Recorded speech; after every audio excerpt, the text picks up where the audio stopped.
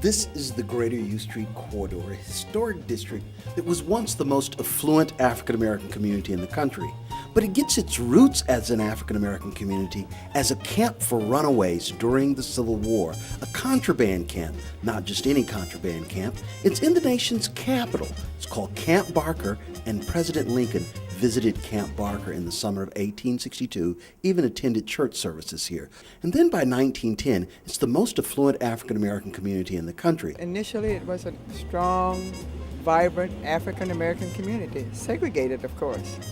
And most of our needs were met right here in this community. We were not able to go downtown to the theater or to dine, so we provided for ourselves right here. U Street, Pearl Bailey, also called the Black Broadway. So a lot of culture here and entertainment, but also a lot of civil rights movements get their start here. This is a cultural center. In fact, Kelly Miller, who was once the Dean of Arts and Sciences at Howard University, would say that the Negro heaven is here in Washington, that this is the cultural center and not Harlem. And we often say here, before Harlem, there was U Street. Duke Ellington, one of the most famous jazz musicians, played his very first song here. He lived on the street.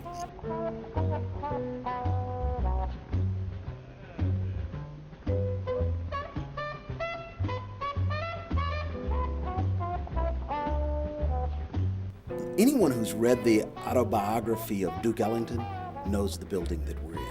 This is the True Reformer building today, it's called, but it began as the True Reformers Hall. It was designed by an African-American architect, John Emerson Langford, but Duke Ellington writes that he became a professional in May of 1916 on the second floor of this building. So this is a major landmark. Also at 13th and T, we have the Whitelaw Hotel, a hotel that was a five-star hotel for wealthy African Americans. U Street was the playground for wealthy African Americans, and the Whitelaw Hotel was where they stayed. Also, we still have standing the Lincoln Theater right on U Street as well. So these are some of the landmarks.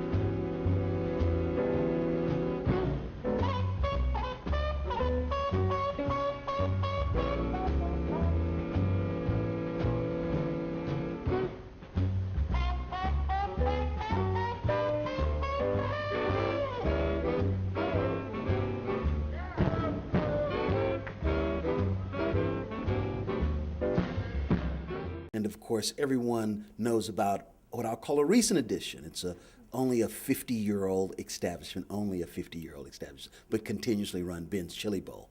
And everybody knows about Ben's Chili Bowl, right? Mr. Ali came here in 1940s. Eventually we go to Howard University. Eventually we graduated, and he wanted three things. He wanted a family, he wanted to help somebody, and he wanted a business. And he was able to accomplish all three. Starting off with trying to find a place to start his business, he came here. This building here was built in 1910. He would eventually make him a little bit of money and go down the street to the first African-American bank called Industrial National Bank. And he would deposit his money in the bank, and like a Cinderella story, Mrs. Ali was the teller. They would eventually fall in love, eventually get married, and then they would come back here to start the place. Can you imagine? You're 31 years old, and your wife's 25, and you start your very first business. In 51 years, we've kind of become a good neighbor. Initially, we were a good neighbor, and then the neighbors became good neighbors to us.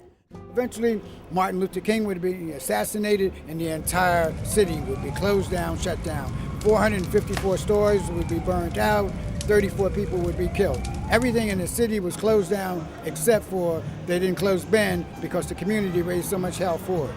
Well, you can imagine coming outside these doors, going to the left, going to the right, and you've seen thousands of people in line waiting to get into the only place open was Ben's Chili Bowl. You had upper class, middle class, no class, lower class, doctors, lawyers, drug addicts, pimps. A little bit of everybody was stuck in this line.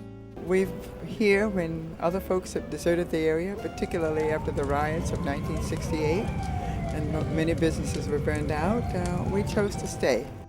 I think we may be the only business that was never broken into or robbed or really mistreated or disrespected, so I'm so terribly proud of that. And it became a blighted community from the late 60s through the early 90s when it began a revitalization. The Reeves Center at 14th and U, once that was in place and once the Metro opened up, that began the revitalization of the U Street corridor. And our memorial was dedicated in 1998, the African American Civil War Memorial, the Spirit of Freedom, dedicated in 1998. And that began to draw a number of tourists from the mall into this historic district. And of course, you see the development here. This is a revitalized community now.